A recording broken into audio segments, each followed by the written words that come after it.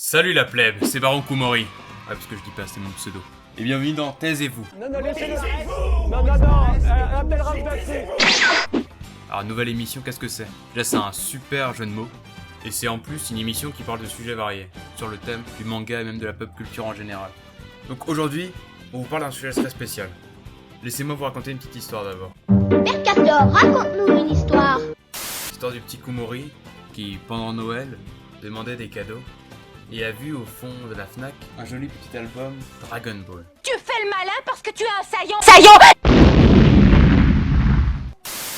Oui, toujours Dragon Ball, je sais, bon, c'est pour la miniature, hein, comme ça avec plus de clics. Et vu ce qu'on appelle un animé comics. Vous savez, c'est le genre de merde là, où ils prennent des screens de l'animé, ou même des films, et ils les retranscrivent sur papier glace, alors je sais pas si c'est un résultat dégueulasse. Elle a pété un plomb, quoi. Bien, qu'est-ce qu'on en pense?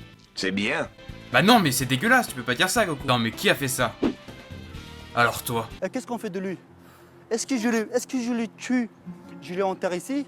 Ou soit on le ramène un flic? Bon, est-ce que j'ai vraiment besoin de vous expliquer en quoi c'est de la merde? Non! Sincèrement, bande de zoulettes. C'est des putains de screens qui ont été retranscrits sur papier glace. Pour principe, pour vous résumer, l'animation c'est un médium qui se base sur le mouvement. Or tu m'expliques où est le mouvement sur des pages qui ne bougent pas. Là, tout ce que je vois, c'est un gros molar sur le visage d'Akira Toriyama. C'est une insulte à l'art en général. En plus, s'il vous plaît, les couleurs sont dégueulasses. Inspirez-vous de Radiant, faites autre chose, recolorisez ça. Mais ça, franchement, ou encore ça. Surtout que bon, c'est quoi ces bulles, elles sont dégueulasses. Il y a des commentaires qui diront oui, alors moi je trouve ça beau. Nique ta mère. Peut-être que vous avez aussi eu la chance de trouver sur Naruto. Parce que moi j'en ai trouvé un en brocante, en plus les liens, un des pires films. Mais que Dieu leur pardonne. Je veux dire la qualité.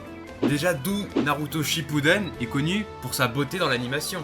Il faut voir ça en plus. Ils prennent les plombs les plus sales. Et entre nous, je sais pas, encore les films DBZ ça va. Mais déjà la série, depuis quand la série est connue pour sa qualité d'animation? Depuis quand ça ou ça c'était beau? Mais alors Naruto là, on atteint des sommets. Regardez-moi cette gueule d'attardé. You friend is gogol, hein. Pour rappel et par principe, l'art de la bande dessinée ça se fait sur le détail. La beauté de l'instant T. La beauté de tout ce qu'on peut dessiner et tout ce qui crée un mouvement quand c'est fixe.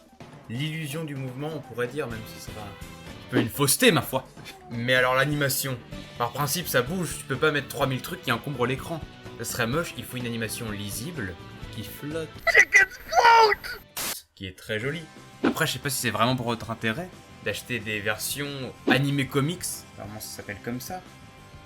Ou même plutôt d'acheter le film en occasion, parce que ce serait bien plus rentable, parce qu'en plus c'est merde. Vu qu'ils ont mis de l'encre et du papier glacé, ça coûte bien plus cher qu'un vrai manga. Et pour une qualité qui n'est pas du tout la même. C'est quelque chose qui est très logique, mais vous n'avez pas les musiques dans ce putain de animé comics.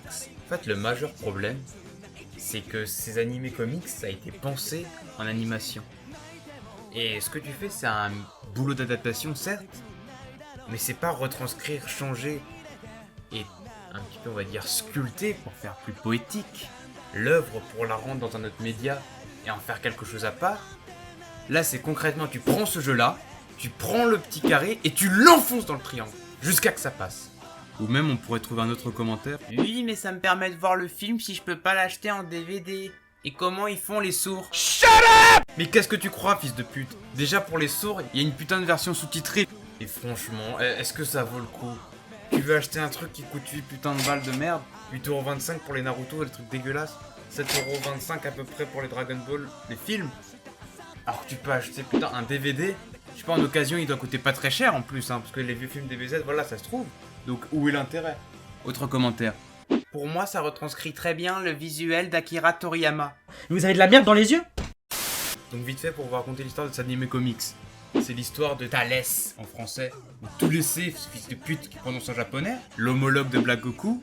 Barbouillé noir. Qui veut conquérir la Terre. Et pour cela, il va planter un grand arbre magique au milieu de la Terre qui va pomper toute son énergie. Donc est-ce que la Terre va être détruite? Mystère. Mystère, bah c'est tout. Bon, je suis pas là pour parler de la qualité du film, sachant que je le trouve plutôt bon. Il y a plein d'images fortes. Des thématiques importantes, Dragon Ball, toi-même tu connais. Là je parle du médium en lui-même, donc de l'anime comics. pas de l'histoire en soi-même. Voilà, en conclusion, ce sera pas un épisode très long, ni même très approfondi, c'est surtout pour tester l'émission. Ah oui aussi, vu que le concept s'appelle Taisez-vous, c'est le moment où je vous invite à donner votre avis en commentaire. Et vous, qu'en pensez-vous? Que pensez-vous des animés comics? J'espère quand même que ça vous aura fait rire. Au plaisir de vous revoir, c'était Baron Kumori. Ciao!